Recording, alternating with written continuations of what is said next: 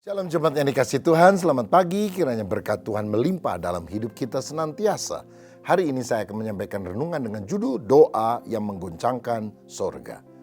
Kita baca Kisah Para Rasul pasal 4 ayat 29 sampai 31 yang berbunyi demikian.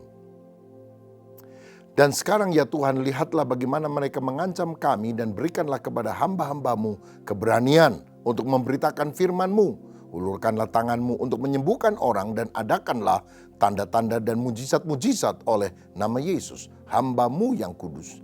Dan ketika mereka sedang berdoa, goyanglah tempat mereka berkumpul itu.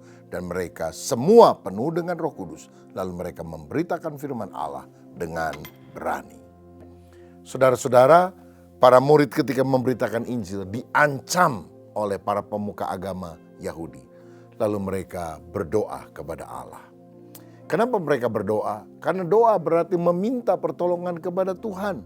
Mazmur 50 ayat 15 berkata, "Berserulah kepadaku pada waktu kesesakan.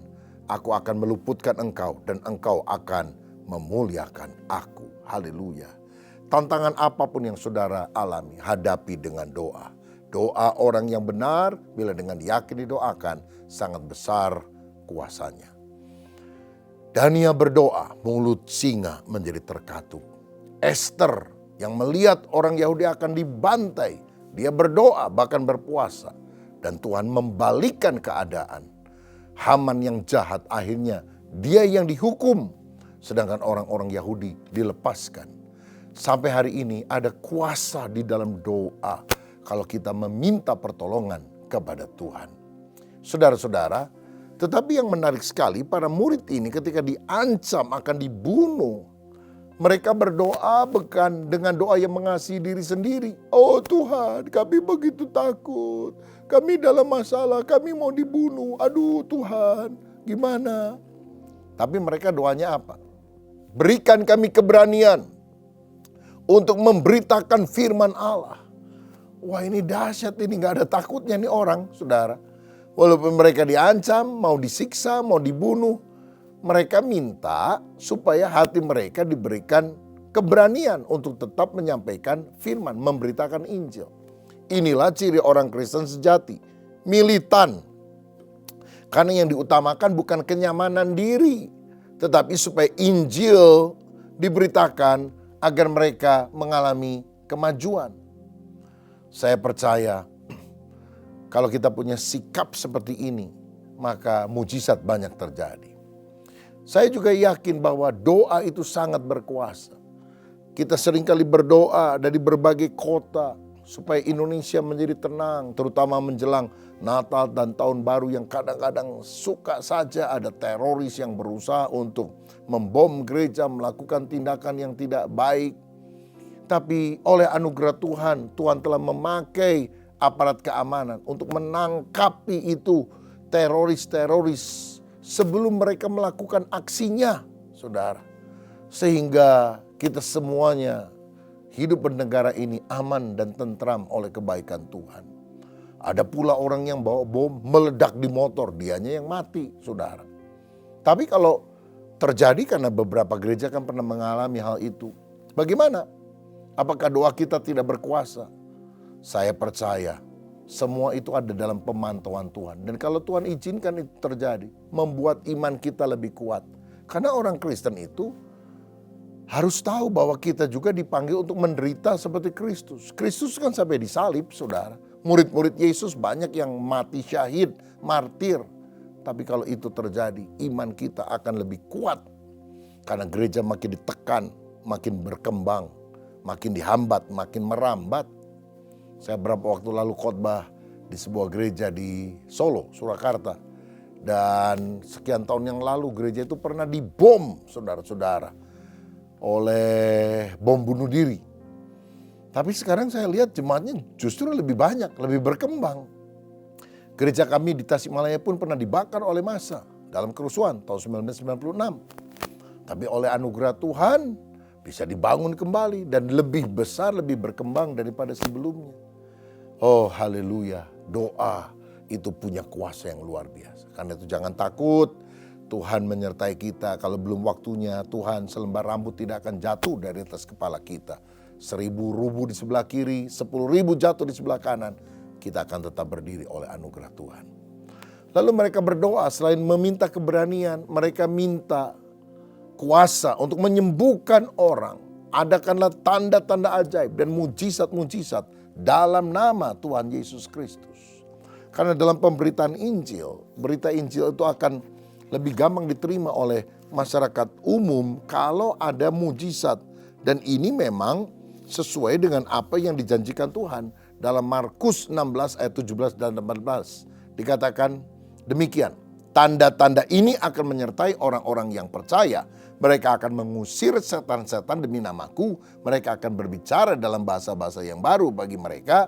Mereka akan memegang ular dan sekalipun mereka minum racun maut, mereka tidak akan mendapat celaka. Mereka akan meletakkan tangannya atas orang sakit dan orang itu akan sembuh. Jadi banyak doakan orang-orang sakit, banyak doakan orang-orang yang punya masalah. Tuhan akan menyatakan mujizat. Kalau saudara lihat tetanggamu, keluargamu, orang di gerejamu yang sakit, datangi, injili, doakan, tumpangkan tangan. Dan kalau orang itu tidak langsung sembuh, nggak apa-apa. Doakan lagi, datangin lagi, 3 kali, 5 kali, 10 kali. Karena kesembuhan itu seringkali tidak seketika tapi merupakan proses. Dan ayat tadi kan berkata, dan orang itu akan sembuh. Akan itu kan berarti ada proses waktu, bukan langsung sembuh. Jadi kalau didoakan gak langsung sembuh juga gak apa-apa. Bukan berarti Tuhan tidak bekerja. Bukan Tuhan tidak menyatakan mujizat. Ada proses waktu. Saudara, percayalah, hidup dalam Kristus adalah hidup yang penuh mujizat. Dan saya tetap yakin bahwa mujizat yang terbesar adalah hidup yang diubahkan oleh Kristus. Orang berdosa, bertobat, diselamatkan, masuk sorga. Itu adalah berkat terbesar. Daripada orang buta didoakan melihat, tapi tetap hidup di dalam dosa, lalu mati masuk neraka. Bukankah dia harus mengalami perjumpaan dengan Tuhan, bertobat, dan menerima keselamatan? Dan Alkitab bilang ketika mereka sedang berdoa, goyanglah tempat mereka berkumpul. Dan mereka pun penuh dengan Roh Kudus. Dan mereka memberitakan firman dengan berani. Saudara, kita lihat, doa menggoncangkan sorga. Doa menggoyangkan tempat di mana kita ada dengan kuasa. Sehingga kita berani untuk memberitakan Injil. Doa membuat kita penuh dengan Roh Kudus. Saya percaya bahwa baptisan Roh Kudus terjadi sekali. Seperti para murid mengalaminya di dalam Kisah Rasul pasal yang kedua di loteng Yerusalem. Tapi mereka penuh lagi dengan Roh Kudus dalam Kisah Rasul 4 dan juga di dalam bagian-bagian Alkitab yang lainnya. Baptisan Roh Kudus sekali, tapi kepenuhannya terjadi berulang-ulang. Karena Tuhan ingin selalu memenuhkan kita dengan Roh Kudus sehingga kita taat di dalam pimpinannya. Saudara-saudara, saya ingat waktu saya masih remaja, ada hamba Tuhan datang ke gereja dan kemudian dia menyampaikan firman dan mau mendoakan orang-orang untuk penuh Roh Kudus. Saya maju ke depan, saya didoakan, ditumpangin tangan, dan waktu itu saya merasa hadirat Tuhan, zaman kuasa Tuhan. Lalu saya mulai mengucapkan kata-kata yang tidak saya pahami. Saya berbicara di dalam bahasa roh. Oh, saya penuh Roh Kudus, semangat melayani, semangat menginjil, itu muncul.